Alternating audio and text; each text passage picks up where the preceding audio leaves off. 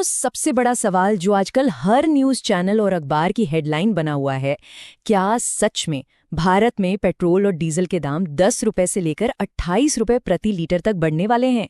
मतलब अगर ऐसा होता है तो ये कोई छोटा मोटा अमाउंट नहीं है। अब देखिए, यहाँ एक जबरदस्त रस्साकशी चल रही है। एमके ग्लोबल जैसे मार्केट एनालिस्ट्स वार्निंग दे रहे हैं कि भाई तैयार हो जाइए, शुरुआत में 10 रुपए और फिर शायद 18 से 28 रुपए तक का जंप आ सकता है। लेकिन वहीं दूसरी तरफ पेट्रोलियम मंत्रालय ने इसे सिरे से नकार दिया है। उन्होंने इसे लिटरली फेक न्यूज़ कहा है और याद दिलाया है कि पिछले 4 सालों से कीमतें नहीं बढ़ाई गई हैं। तो आखिर सच क्या है?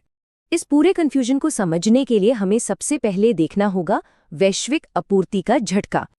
देखिए, असली प्रॉब्लम शुरू होती है वेस्ट एशिया से। हॉर्मोज जलडमरू मध्य, शायद आपने इसका नाम सुना हो। वहां जो डिस्टर्बेंस चल रहा है ना, उसने पूरी दुनिया की सप्लाई चेन की नाक में दम कर रखा है। आपको पता है, दुनिया का 20% तेल और एलएनजी ट्रेड सिर्फ इसी एक रास्ते से होता है। अब जब रास्ता ही ब्लॉक हो जाए तो क्या होगा? फर्टिलाइजर और केमिकल्स की सप्लाई रुक गई है और पूरी दुनिया में एक तरह से पैनिक बाइंग और जमाखोरी शुरू हो गई है। और इसी पैनिक का नतीजा है ये नंबर। कच्चे तेल यानी क्रूड ऑयल की कीमतें 120 से 125 डॉलर प्रति बैरल के डराने वाले लेवल तक पहुंचने का अनुमान है। यही वो ग्लोबल प्रेशर है जो इंडियन मार्केट पर तलवार की तरह लटक रहा है। तो चलिए अब जरा पेट्रोल पंप के पीछे के गणित को समझते हैं। यहाँ अंडर रिकवरी नाम का एक टर्म समझना बहुत ज़रूरी है। सुनने में थोड़ा टेक्निकल लगता है, लेकिन आसान भाषा में इसका मतलब है कि तेल कंपनियां यानी ओएमसी इंटरनेशनल मार्केट से महंगा तेल खरीद रही हैं, लेकिन हमें और आपको सस्ते में बेच रही हैं। यानी वो खुद भारी नुकसान उठा रही हैं ताकि हम पर सीधा असर न पड़े। अब ये नुकसान है कितना? इकरा के एस्टिमेट्स बताते हैं कि मौजूदा क्रूड प्राइसेस पर पेट्रोल पर ये मार्जिन -14 रुपीज़ और डीजल पर -18 रुपीज़ प्रति लीटर तक गिर चुका है। -18 रुपीज़, ये सच में एक बहुत बड़ा घाटा है जो बैकग्राउंड में लगातार बढ़ रहा है। और पिक्चर अभी बाकी है। अगर इंटरनेशनल मार्केट के यही हालात फाइनेंशियल ईयर 2027 तक बने रहना, तो सिर्फ घरेलू एलपीजी के मामले में ये अंडर रिकवरी 80,000 करोड़ रुपए तक पहुंच सकती है। 80,000 करोड़, ये फिगर अपने आप में सब कुछ बयां कर देता है। इतने भारी भरकम घाटे को देखते हुए ही रेटिंग एजेंसी इकरा ने फ्यूल रिटेलिंग सेक्टर को ऑफिशियली नेगेटिव आउटलुक में डाल दिया है। मतलब मार्केट एनालिस्ट जो खतरे की घंटी बजा रहे हैं, वो हवा में नहीं है। लेकिन रुकिए, बात सिर्फ पेट्रोल पंप तक लिमिटेड नहीं है। अब देखते हैं इसका हमारी इकोनॉमी पर क्या असर पड़ेगा। आर्थिक लहर का प्रभाव।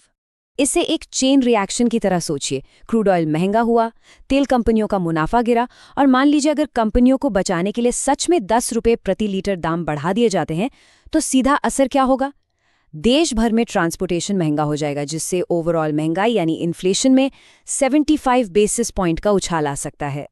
और हाँ, सिर्फ ट्रांसपोर्ट नहीं, ये ग्लोबल प्रेशर, फर्टिलाइजर, केमिकल्स और सिटी गैस डिस्ट्रीब्यूशन जैसे सेक्टर्स को भी बुरी तरह हिट कर रहा है।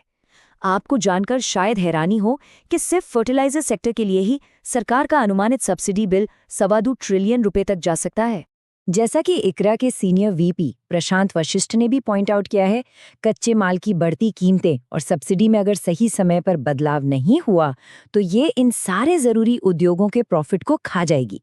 तो आप समझ रहे हैं ना, ये सिर्फ आपकी कार या बाइक के टैंक का मसला नहीं है, ये पूरी इकोनॉमी का मसला है। तो अब आते हैं हमारे आखिरी और सबसे अहम पॉइंट पर, एक नाजुक संतुलन। इस पूरी सिचुएशन को एक रबर बैंड की तरह इमेजिन कीजिए। एक तरफ इंटरनेशनल मार्केट है जो चीजों के दाम पूरी ताकत से ऊपर खींच रहा है, और दूसरी तरफ हमारी सरकार है जो अपनी पॉलिसीज से कंज्यूमर प्राइसेस को नीचे जमीन पर टिकाए रखने की पूरी कोशिश कर रही है। एकदम टाइट सिचुएशन है। अब सरकार ये कर कैसे रही है? एक्साइज ड्यूटी यानी उत्पाद शुल्क में कटौती करके, ताकि तेल कंपनियों का घाटा थोड़ा कम हो। साथ ही 100% घरेलू एलपीजी और सीएनजी सप्लाई को मेंटेन करना, और हॉस्पिटल्स या एग्रीकल्चर जैसे जरूरी सेक्टर्स को प्रायोरिटी देना। इन्हीं सब रणनीतियों की वजह से पिछले 4 सालों से हम प्राइस हाइक से बचे हुए हैं। लेकिन आखिर में सबसे बड़ा और चुभने वाला सवाल यही बचता है। अगर ये ग्लोबल प्रेशर कम नहीं हुआ, तो ये जो सुरक्षा का बांध सरकार ने बनाया है, ये आखिर कब तक टिकेगा? क्या मार्केट की चेतावनियां सच होंगी, या सरकार हमें यूं ही बचाती रहेगी? इस बारे में आपका क्या सोचना है?